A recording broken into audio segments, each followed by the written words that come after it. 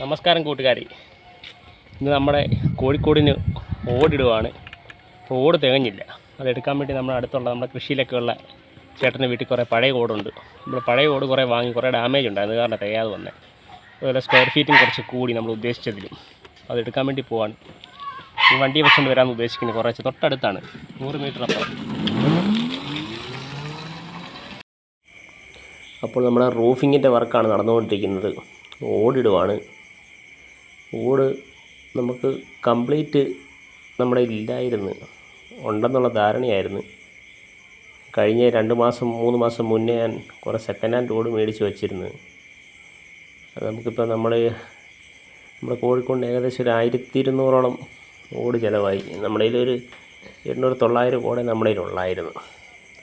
അപ്പോൾ അടുത്തുള്ള നമ്മുടെ പഴയ വീഡിയോയിലൊക്കെ കാണാം, നമ്മുടെ ഒരു കൃഷി വീഡിയോയിലൊക്കെ ഉള്ള ചേട്ടൻ്റെ വീട്ടിൽ കുറേ ഓടുകളുണ്ടായിരുന്നു.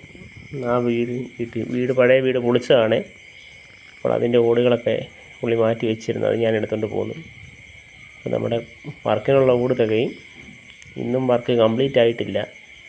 ഇന്ന് ഓട് ഏകദേശം ഒരു 75% ഓടിട്ട് ഇനിയൊരു നാളെ ഒരു 11 മണി 12 മണി വരെയുള്ള ഓടിടൽ പണിയുണ്ട്. അത് കഴിഞ്ഞ് അതിൻ്റെ കമത്തിടണം. കമത്ത് സിമെൻറ്റ് ഇട്ട് തേക്കണമെന്നാണ് വിചാരിക്കുന്നത്. അതുപോലെ തന്നെ ഓടിടാനുള്ള മെയിൻ കാരണം ഇവിടെ ചൂട് സമയങ്ങളിൽ കോഴികൾക്ക് ബുദ്ധിമുട്ടുണ്ടാകും. അത് കാരണമാണ് ഓടിടുന്നത്. ഓടിട്ട് കഴിഞ്ഞാൽ ചൂട് സമയത്ത് വലിയ പ്രശ്നം ഉണ്ടാകത്തില്ല. നമ്മുടെ പഴയ കോഴിക്കോട് നമ്മുടെ വീഡിയോ കണ്ടവർക്കൊക്കെ അറിയാം. അതിൻ്റെ റൂഫിംഗ് എന്ന് പറഞ്ഞാൽ ഷീറ്റാണ്. അത് നമ്മൾ കോഴിക്കോടായിട്ട് ഉണ്ടാക്കിയതല്ല. മുൻപേ അത് പശുവിൻ്റെ തൊഴുത്തായിരുന്നു. പശുക്കളെയൊക്കെ നിർത്തിയ സമയത്ത് പിന്നെ അതിലോട്ട് കോഴിക്കോട് ഞങ്ങളങ്ങ് ടെമ്പററി ഉണ്ടാക്കിയതാണ്. അത് ചൂട് സമയത്ത് വളരെ ബുദ്ധിമുട്ടാണ്. ഇപ്പോൾ ചൂട് സമയത്തൊക്കെ നമ്മുടെ കോഴികൾ ചൂടടിച്ചിട്ട് ചത്തുപോയിട്ടുമുണ്ട്. അപ്പോൾ അതുകൊണ്ടാണ് എന്തായാലും കോഴിക്കോട് ഉണ്ടാക്കുന്ന സമയത്ത് നല്ല രീതിയിൽ ഉണ്ടാക്കണമെന്ന് വിചാരിച്ച്, അതുകൊണ്ടാണ് ഓട് സെലക്ട് ചെയ്യാനുള്ള മെയിൻ കാരണം. അതിലിത് സൈഡോട് കട്ട് ചെയ്യുകയാണ് ഞാനിപ്പോൾ. സേഫ്റ്റി കാർഡോ സേഫ്റ്റി ഗ്ലാസ്സോ ഒന്നുമില്ല. അത് അറിയാമായിട്ടല്ല, പക്ഷേ ആ പണിയുടെ സാഹചര്യത്തിൽ അങ്ങ് ചെയ്തു പോയാണ്. ആരും ഇത് അനുകരിക്കരുത്. അതുപോലെ തന്നെ പിന്നെ നാട്ടിലുള്ള പണികളൊക്കെ ഇങ്ങനെയൊക്കെ തന്നെയാണ്. നമ്മൾ പുറത്തൊക്കെ ജോലി ചെയ്യുന്നവർക്ക് ഇത് കാണുമ്പോൾ വളരെ ബുദ്ധിമുട്ടാണ്. എനിക്കും ബുദ്ധിമുട്ടായിരുന്നു. അപ്പോൾ ഓടിൻ്റെ മണ്ടയ്ക്ക് നമ്മുടെ സുഹൃത്തിരിപ്പുണ്ട്. അദ്ദേഹത്തിന് ഇറങ്ങി വന്ന് കട്ട് ചെയ്യാനുള്ള ബുദ്ധിമുട്ട് കാരണമാണ് ഞാൻ കട്ട് ചെയ്ത് കൊടുത്തത്. അപ്പോൾ ഓടിൻ്റെ ഇലക്ട്രിക്കൽ വണ്ടി ഞാൻ അടുത്തുള്ള ആ ചേട്ടൻ്റെ വീട്ടിൽ നിന്ന് തന്നെ ഓടിങ്ങോട്ട് ലോഡ് ചെയ്യുകയാണ്. ഒരു 18 ഓട് 20 ഓടൊക്കെ നമ്മുടെ വണ്ടിയെ കൊള്ളും.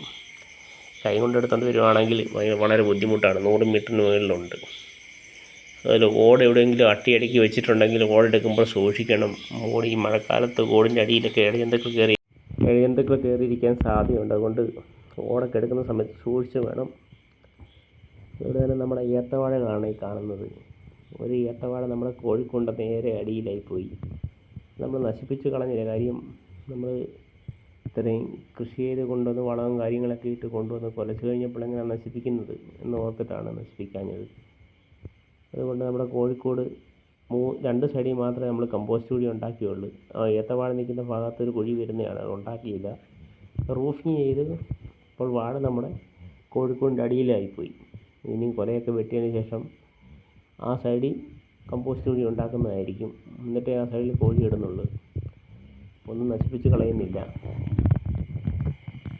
നല്ല കാറ്റുള്ള സ്ഥലമാണ്. അതാണ് നമ്മുടെ വാഴയുടെ കൈകളൊക്കെ ഇങ്ങനെ പൊട്ടിയിരിക്കുന്നത്. ഇപ്പോൾ ഞാൻ നിൽക്കുന്നതിൻ്റെ